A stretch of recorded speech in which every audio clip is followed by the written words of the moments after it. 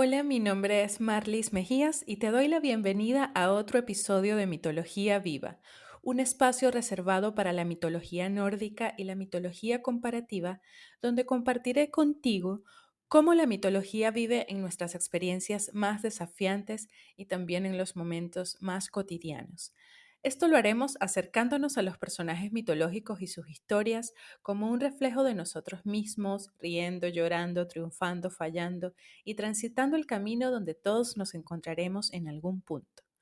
En este episodio te voy a contar acerca de los 9 mundos de la mitología nórdica, sobre lo que se dice de ellos en las fuentes y algunas reflexiones personales que me gustaría compartir contigo. Durante la era vikinga, las personas creían que los dioses se paseaban por sus casas, que los visitaban disfrazados en algunas ocasiones y que junto a otros seres diversos habitaban a su alrededor acompañados de espíritus que viajaban entre los mundos. Estos mundos eran 9 y los seres humanos vivían en Midgard. Sus creencias se basaban en una geografía sagrada sostenida por el árbol Yggdrasil, la columna vertebral de la creación, y donde Odín permaneció colgado durante 9 días y 9 noches atravesado por una lanza para obtener el conocimiento total que le dieron las runas. Yggdrasil es la base que sostiene 9 mundos que albergan diferentes razas y seres, que cumplen un propósito dentro de las historias que envuelven a la mitología nórdica de principio a fin. Y de hecho, han servido de referencia para muchas obras literarias, musicales y cinematográficas, entre ellas el Legendarium de J.R.R. Tolkien, del cual mencionaré algunas similitudes más adelante. Yggdrasil es el árbol, y el árbol es todo. Lo podemos ver como un contenedor del universo y las creencias de los pueblos antiguos en Escandinavia, y de cómo todas ellas se comunican a través de ramas, llamadas también las 9 gigantas. Antes de empezar a hablar de cada uno de los 9 mundos, es importante que te cuente que, como muchas cosas en la mitología nórdica, las fuentes existentes son pocas y en algunos casos pueden llegar a contradecirse, incluso siendo aceptadas por los académicos. Por eso, siempre la invitación es a que tengas la mente abierta y te animes a comparar fuentes distintas y estudios actuales también. Sin embargo, a nivel espiritual y mitológico, no hay alteraciones mientras resuenen contigo, porque siempre podemos encontrar significado en la variedad de perspectivas. Como siempre, al finalizar el episodio voy a compartir contigo mis fuentes también. Ahora sí, los 9 mundos son Asgard, Midgard, Vanaheim, Jotunheim, Niflheim, Muspelheim, Alfheim, Svartalfheim y Helheim. Y también autores como Bill Griffiths, en su estudio Aspects of Anglo-Saxon Magic de 1996, simplifica estos mundos llamándoles The Upworld, el mundo de arriba, The Dead World, el mundo de los muertos, The Around World, el mundo de alrededor, The Empty World, el mundo vacío, y The Rational World, el mundo racional, que incluso se pueden relacionar con los planos de nuestro propio ser. Si bien esto nos ayuda a tener un concepto del significado de los 9 mundos, vamos a verlos uno a uno. 1. Asgard. Cerca de la copa del árbol Yggdrasil, en lo más alto, está Asgard, el reino de las diosas y dioses guerreros Aesir, liderados por Odín. Un mundo amplio, lleno de edificios, reinos, campos, y donde se encuentra el Valhalla, el salón de los caídos, a donde las valquirias trasladan a los guerreros que mueren con honor, los Einherjar, después de la batalla. Dentro de Asgard, los dioses tienen sus moradas decoradas con oro, plata y otros metales preciosos. Además, lo rodea un muro gigante que quizás recuerden del episodio de Loki y el maestro constructor, que pretendía casarse con Freya y terminó siendo un gigante con malas intenciones que dejó este muro sin terminar también. Los invito a escuchar ese episodio. 2. Midgard. El mundo de la humanidad. Su nombre puede asociarse con el término el lugar del medio, ya que se encuentra en el nivel medio de Yggdrasil. Incluso Tolkien se inspiró en Midgard para dar nombre a la Tierra Media. De hecho, es una traducción exacta de Midgard, Midgard en anglosajón. El papel del dios Thor era defender a Midgard y a Asgard de cualquier peligro. De allí su fuerte conexión con los seres humanos y los hallazgos arqueológicos e históricos de su adoración por parte de los pueblos de la era vikinga. En Midgard también vive su principal enemiga, aparte de los gigantes, Jormungandr, la serpiente del mundo, hija de Loki. Como lo indica el mito de la creación, al cual le dedicaremos un episodio más adelante, Midgard se formó de los restos del gigante Ymir, de sus cejas la tierra y de su cerebro las nubes. Bifrost. Aunque no es uno de los 9 mundos, es importante mencionar el arco iris donde permanece el vigilante dios Heimdall. El puente del arco iris, Bifrost o Vilrost, como se conoce en fuentes más antiguas, es la conexión entre el mundo de los humanos y el mundo de los dioses, que más allá de la fantasía representa esa fuerte creencia que indica la posibilidad de transitar entre el mundo de los espíritus y seres superiores y el mundo de los humanos. Lo que también explica por qué creían que los dioses podían visitarlos, como se refleja en los mitos. Muchas de las historias de los dioses que se desarrollan en el mundo material suceden en Midgard. Odín, Thor, Balder y Loki, entre otros dioses y diosas, pueden visitar a los humanos gracias a Bifrost. ¿Recuerdan a Harbard, el misterioso visitante que llegó a Kattegat en Vikings a enamorar a la reina Aslak y curar el dolor de Ivar? Bueno, Harbard es uno de los nombres del dios Odín al hacer estas incursiones en Midgard, así como también lo es el nombre de Grimnir, cuando se aparecía como un anciano débil, tal cual se le presentó a Loki por primera vez.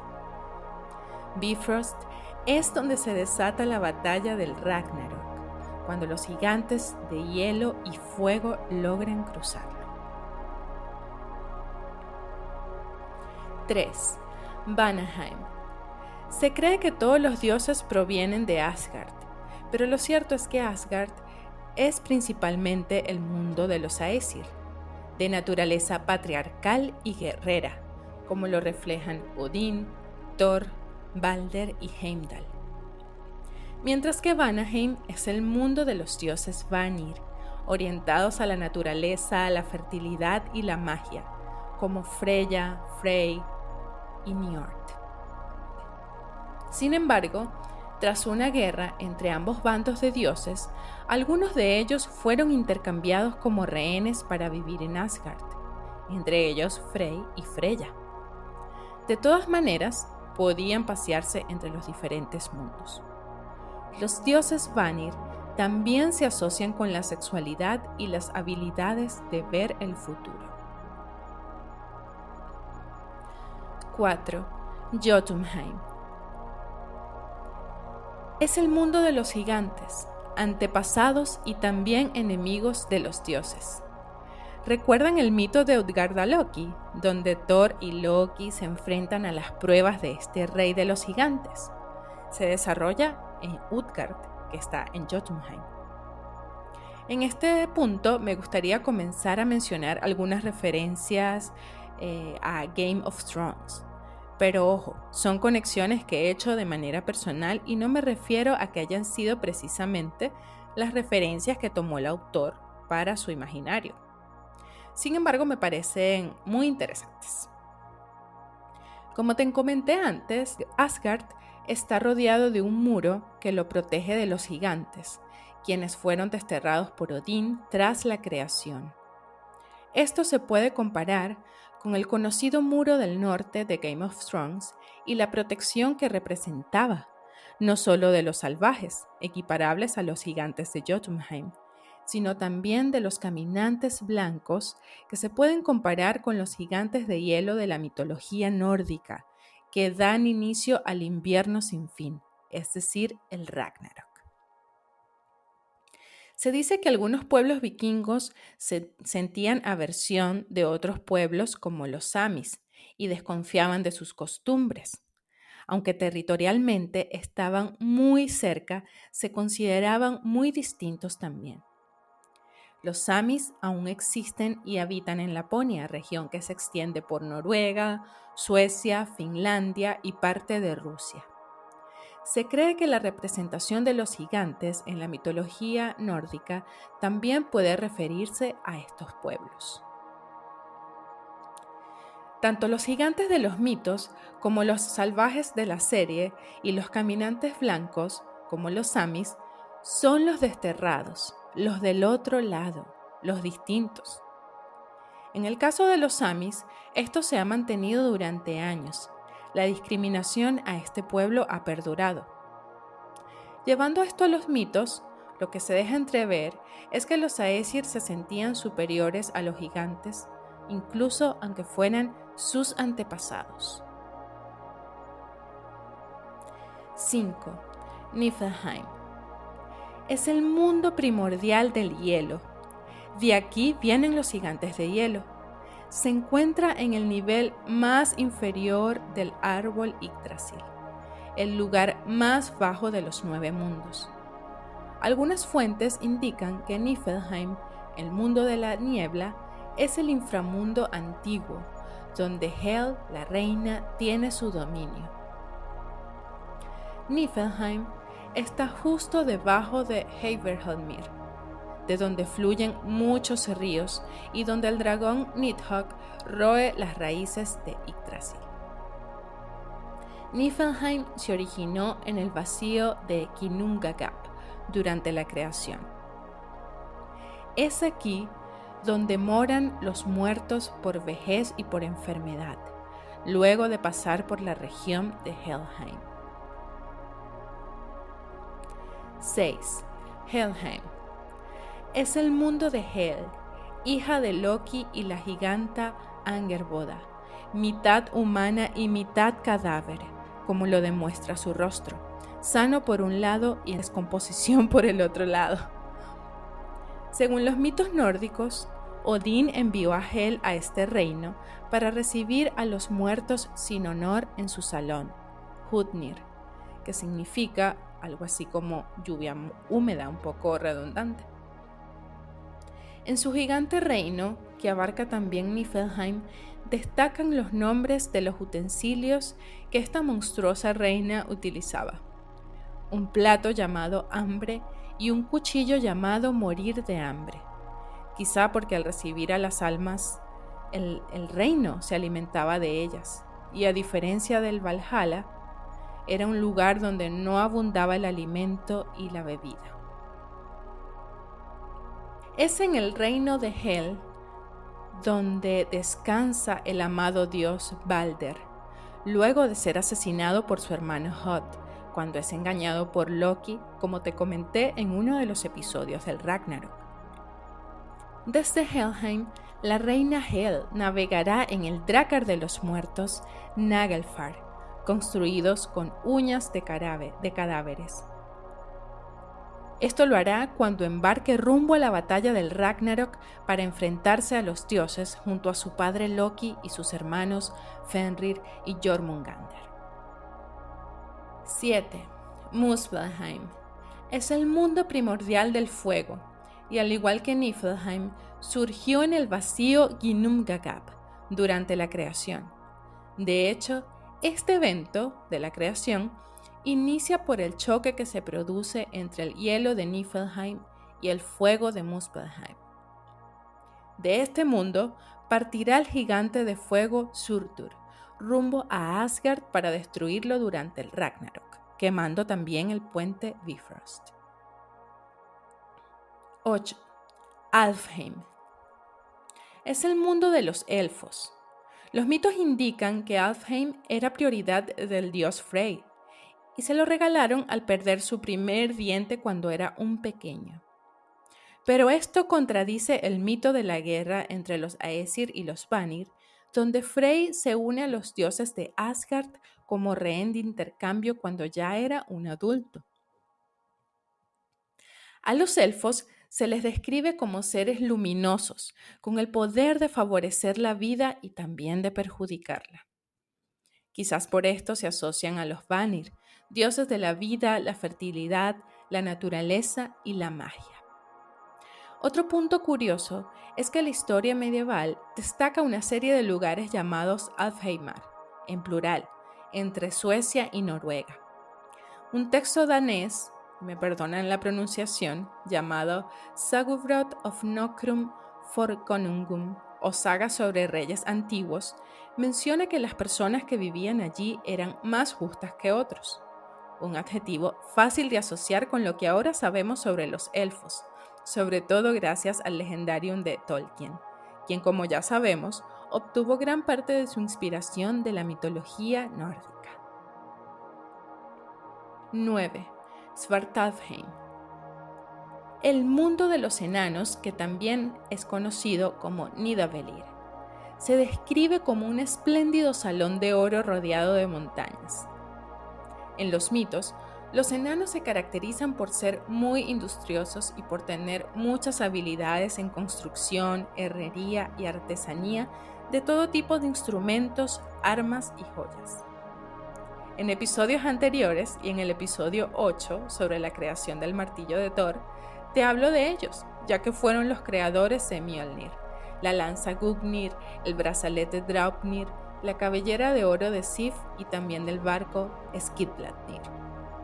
Como podemos ver, después de describir los 9 mundos de la mitología nórdica, cada uno de estos reinos es esencial para el desenvolvimiento de los mitos nórdicos y su evento final, el Ragnarok.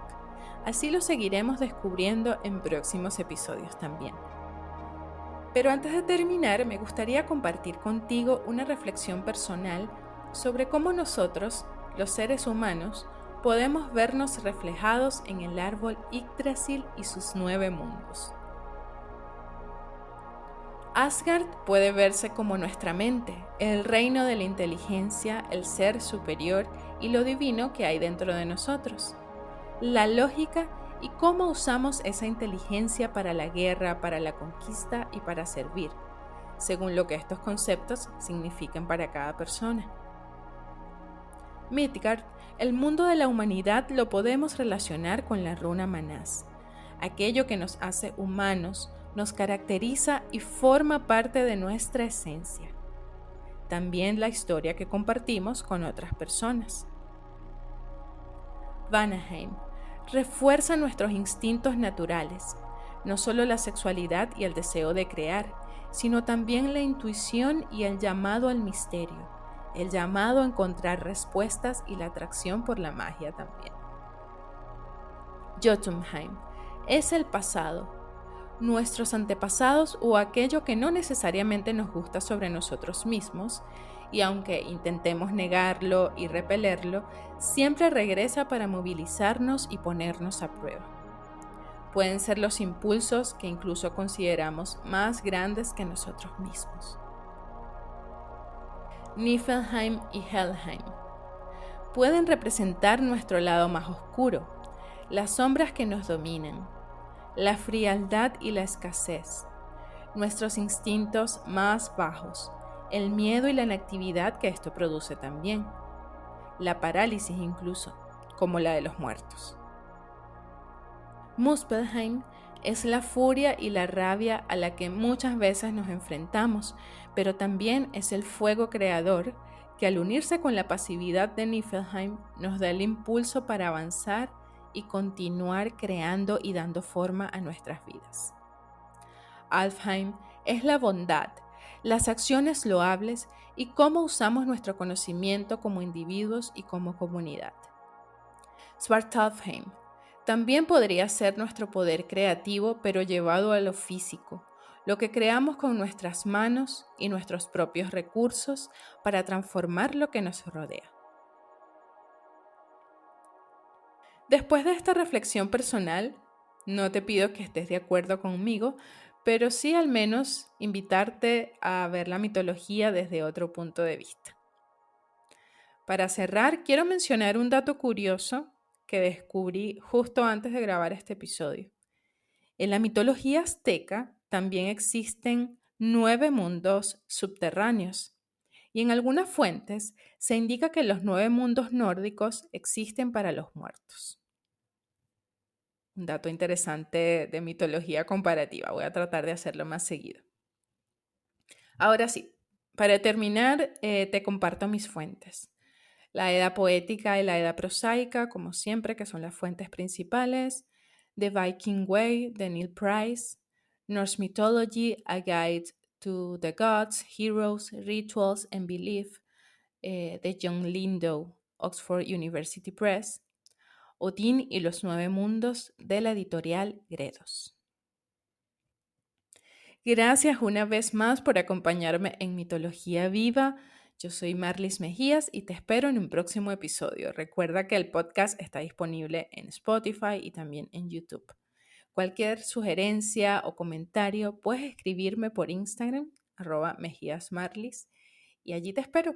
Te mando un abrazo. Chao, chao.